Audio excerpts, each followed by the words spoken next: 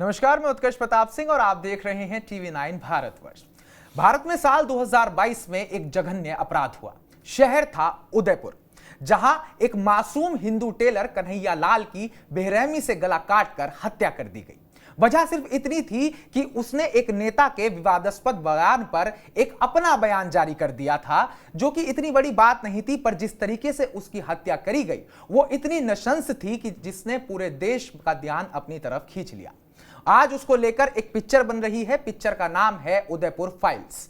इस पिक्चर पर अब इस मुद्दे को लेकर पिक्चर बनी है, वॉलेटाइल मुद्दा है, तो भाई जाहिर सी बात है भारत में इसको लेकर विवाद भी होगा। विवाद इतना बड़ा हुआ कि पिक्चर सुप्रीम कोर्ट तक पहुंच गई। पिक्चर की रिलीजिंग रोकी गई और अब कल सुप्रीम कोर्ट में इस पिक्चर की रिलीजिंग को लेकर दोबारा सुनवाई होनी है। तो इसी मसले पर हमसे ज्यादा बातचीत करने के लिए इस पिक्चर में हिंदू पक्ष के लॉयर का किरदार निभा रहे शिवम सिन्हा है, तो उनसे बात करेंगे और जानने की कोशिश करेंगे कि क्या समस्याएं उनके सामने आ रही हैं, क्या उन्हें फेस करना पड़ रहा है, किस फीलिंग से ये मूवी बनाई थी और आगे क्या फ्यूचर है। बहुत बहुत स्वागत आपका शिवम हमारे स्टूडियो में। Thank you so much. तो शिवम, सबसे पहले तो मैं आपसे एक चीज पूछना चाहूंगा, जिस पिक्चर के लिए इतनी मेहनत करी, दिन रात एक करा, आपको पता चलता है कि उस पिक्चर की रिलीजिंग रुक गई है और अब वो पिक्चर हमारी सुप्रीम कोर्ट में है। सुप्रीम कोर्ट निर्णय लेगा कि पिक्चर रिलीज होगी या नहीं होगी, तो ये सब सुन के आपको कैसा फील होता है? नहीं, मुझे अपनी सुप्रीम कोर्ट पे पूरा विश्वास है। मुझे ये भी पता है, क्योंकि मैं इस फिल्म में काम कर चुका हूँ, कि इस फिल्म का इंटेंशन क्या है।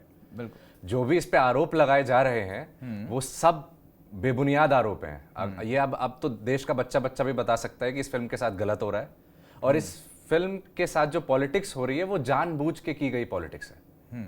मतलब इसका कोई एक तथ्य है नहीं। जो लोग इसके खिलाफ हैं उनके पास भी बिल्कुल, मतलब रिलीज करी जा सकती थी पर इसको रोक दिया गया, बस एक अड़चन बनाने के लिए। रिलीज हो रही थी, होने से 2 दिन पहले एक स्क्रीनिंग रखवाई जाती है जिसमें विपक्ष के ही वकील को बिठाया जाता है। अच्छा।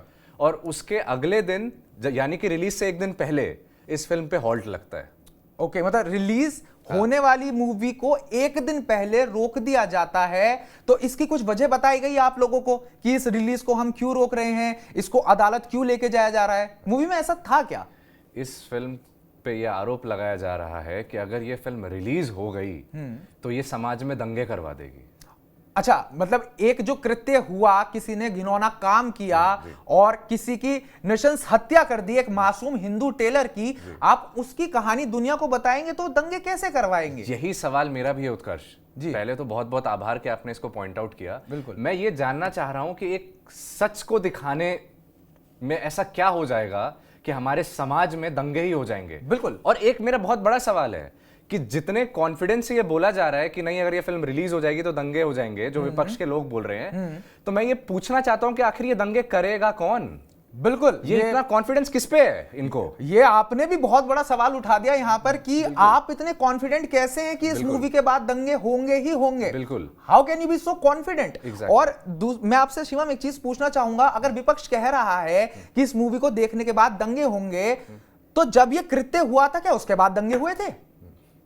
तब भी नहीं हुए थे। तो एक मूवी को देखने के बाद ऐसा कैसे हो सकता है? और आप तो सच डिलीवर कर रहे हैं। ऐसा मैं आपसे पूछना चाहता हूं, क्या उस मूवी में कुछ ऐसा है जो हाइपोथेटिकल हो, जो हुआ ना हो?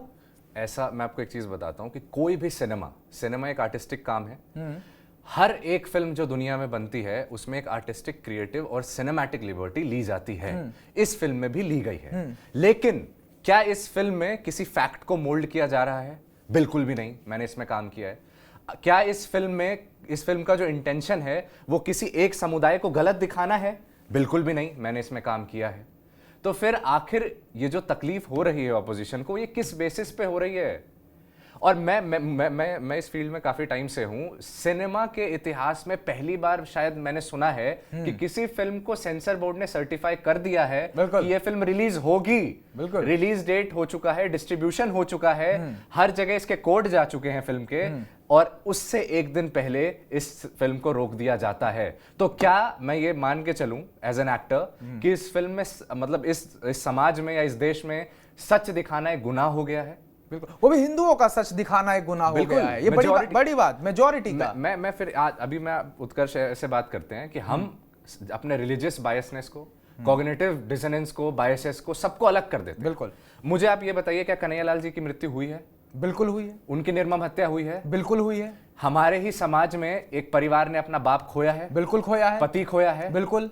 तो फिर आप मुझे ये बता दीजिए कि अगर हम इस घटना को अगर हम पर्दे पे दिखा रहे हैं तो उसमें बुराई क्या है? और बिल्कुल आप तो एक अच्छे उदाहरण को पेश करने के लिए दिखा रहे हैं कि लोग ऐसा ना करें, इन चीजों को अवॉइड करें, तो समाज में सुधार ही आएगा, मुझे लगता है। जी। और मैं एक और चीज बोलता हूं कि अगर कन्हैयालाल जी की जो हत्या हुई है उस वक्त ही उनको जस्टिस मिल गया होता तो आज उदयपुर फाइल्स की जरूरत ही नहीं होती। बिल्कुल, बहुत बड़ी बात ये आपने कही कि जिस पिक्चर को आप आज रिलीज होने से रोक रहे हैं, अगर इंसाफ हुआ होता तो शायद वो बनाने की जरूरत ही ना पड़ती। उनके जो लोग जो स्पॉटर रहे हैं, जावेद, उन्होंने इस फिल्म के अगेंस्ट पिटीशन डाली है। ओके। और मुझे तो ये तक पता चला है कि जावेद ने बाहर रहने के लिए ये बोला है कोर्ट में कि वो जो है अपने परिवार का दाना पानी वही चलाते हैं, वही कमाने वाले हैं, तो इसलिए उनको बाहर रखा जाए।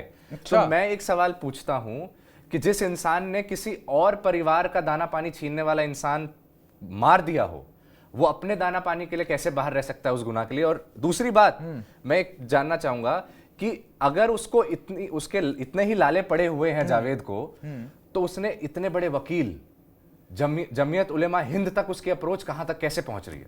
बिल्कुल, ये यहां पर एक बहुत बड़ा प्रश्न उठता है। जिस व्यक्ति ने एक नृशंस हत्या करी है, एक बेरहम हत्या करी है, वो इतनी बड़ी अप्रोच कैसे रखता है कि उसके लिए बड़े बड़े वकील आज सुप्रीम कोर्ट में आकर खड़े हो रहे हैं। जी। और शिवम, चलिए, एक तो बात रही रिलीज होने ना होने को लेकर, मैं दूसरी बात आपसे पूछना चाहता हूं, आपका क्या रोल है इस मूवी में? आप किस किरदार में दिखेंगे? उत्कर्ष, मैं एक हिंदू पक्ष के वकील का किरदार निभा रहा हूं इस फिल्म में। इस फिल्म में एक बहुत बड़ा कोर्ट रूम सीन है जो कहीं ना कहीं एक बहुत ही जरूरी मुद्दे के ऊपर बात करता है, जिससे इस फिल्म को एक लाइन ऑफ डायरेक्शन मिलता है। जी। और उस सीन के बाद ही जो कन्हैयालाल जी के साथ हुआ, उन सारी चीजों को दर्शाया गया है। तो उसमें मैं हिंदू पक्ष के एक वकील का किरदार निभा रहा हूं और मैंने, यकीन मानिए उत्कर्ष, इस फिल्म को लेके बहुत मेहनत की है। बिल्कुल। मैंने 13 घंटे बिना खाए पिए मेहनत किया है इस फिल्म को शूट करने के लिए। बिल्कुल। और मैं as an actor, as an artist, as a कलाकार इस देश की जनता से हाथ जोड़ के विनती करता हूं कि धर्म और जात पात इन सब में बंटने के अलावा हमें इस फिल्म को एक वन नेशन सपोर्ट देना चाहिए। बिल्कुल, क्योंकि हम भी चाहते हैं कि ऐसी घटनाएं देश में ना हो, भले ही मुसलमान हो, हिंदू हो, सिख हो, ईसाई हो, ये देश सभी का है। और अगर हम एक दूसरे को मारेंगे तो वो बहुत ही गलत बात है। तो मुझे लगता है कि मूवी देख के हमको कहीं ना कहीं ये सीख मिलेगी कि हमको ऐसा नहीं करना चाहिए। चलिए, मैं दूसरी बात पे आपसे एक सवाल करना चाहूंगा। ये तो बात रही इमोशंस की। जब पिक्चर की रिलीजिंग डेट फाइनल हो जाती है, उसकी स्क्रीन्स फाइनल हो जाती हैं, बहुत सारा पैसा लग जाता है। मूवी बनाना एक कोई छोटी बात नहीं है, आसान बात नहीं है। हाई बजट एक्टर्स रहते हैं, पूरा सेटअप रहता है। तो जब आपकी मूवी रिलीजिंग की डेट डिले हो गई, तो वहां पे आपको कितना नुकसान हुआ? बहुत। मैं आपको क्या बोल रहा हूं उत्कर्ष, इस फिल्म का कोड जो है वो सिनेमा हॉल तक चला जा चुका था। जी। अगर ये फिल्म कल को लीक हो जाती है और इस फिल्म का नुकसान हो जाता है, तो उसका जिम्मेदार कौन होगा? ये बड़ा सवाल है। ये आपने एक बड़ी चीज पूछी है कि अगर ये फिल्म कहीं लीक हो जाती है तो उसका जिम्मेदार कौन होगा? जिसने सुप्रीम कोर्ट में रोकने की कोशिश करी वो होंगे। बिल्कुल, बताएं। तो मैं इस फिल्म, देखिए, मुझे ऐसा लगता है कि जो विपक्ष है उसने अपने दिमाग में ये चीज बना के रखी हुई है कि हम जितना इस फिल्म को रोकेंगे, जितना डिले होगा, उतना इस फिल्म को डैमेज होगा। अच्छा। अब क्योंकि जो इसका डिले है वो डायरेक्टली प्रोपोर्शनल है डैमेज के। बिल्कुल बिल्कुल बिल्कुल। मॉनेटरी टर्म्स में अगर हम इसे कन्वर्ट करें तो ऑब्वियस सी बात है, एक एक दिन बहुत बड़ा होता है किसी भी मूवी की रिलीजिंग के लिए। और जब वो डिले हो जाती है तो एक दिन में ही कई बार लाखों तो कई बार करोड़ों का भी नुकसान होता है। तो उस नुकसान की भरपाई कौन करेगा ये मुझे नहीं पता, लेकिन रही बात नुकसान की, पैसों की, वो बात अलग है। यहाँ मुद्दा है सच का, यहाँ मुद्दा है कन्हैयालाल जी के परिवार का। बिल्कुल। यहाँ मुद्दा है कि उनको जस्टिस हम कैसे दिलवाएं। ये यहाँ मुद्दा है अवेयरनेस का। बिल्कुल। तो जो हमने काफी सारी बात करी, तो मैं आपका ज्यादा समय नहीं लूंगा, मुझे पता है आप काफी बिजी हैं, आपकी मूवी आने वाली है, सुप्रीम कोर्ट में अलग मैटर चल रहा है, कोई नॉर्मल मूवी नहीं है, क्योंकि हमने हमेशा देखा नहीं है कि मूवी सुप्रीम कोर्ट तक चली जाए, उनको रोकने की कोशिश इतने बड़े लेवल पर करी जाए। तो एक चीज मैं आपसे और पूछना चाहता हूं, जब आप इसमें किरदार निभा रहे थे हिंदू पक्ष के वकील का, तो कहीं आप इमोशनली कनेक्टेड हुए इस केस से?